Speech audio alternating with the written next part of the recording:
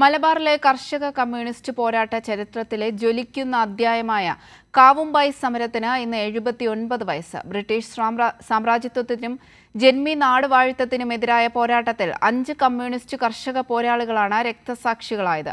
1946 December 30-നാണ് Kavumbayi സമരക്കുന്ന് ചുവന്നത്.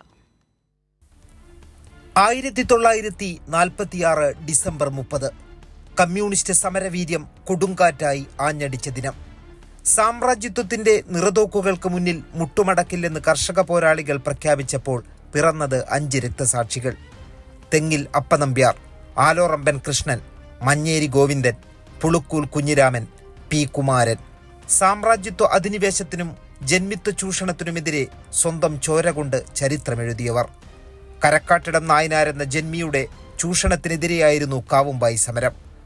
സമരക്കുന്നിൽ സംഘടിച്ച കർഷക പോരാളികൾക്ക് നേരെ MSPക്കാർ കുന്നുവളഞ്ഞ് വെടിയുതിർത്തു. നിരവധി പേർക്ക് വെടിയേറ്റു. കാവുംബായിലെ സമരക്കുന്നിൽ ചോര പടർന്നൊഴുകി. തുടർന്നും ദിവസങ്ങളോളം നീണ്ട നരനായാട്ട്. അറസ്റ്റ് ചെയ്തവരെ സേലം ജയിലിലടച്ചു. 1950 ഫെബ്രുവരി 11 സേലം ജയിലിൽ നടന്ന വെടിവെപ്പിൽ OP അനന്തൻ മാസ്റ്ററും തളിയൽ രാമൻ നമ്പ്യാറും രക്തസാക്ഷികളായി.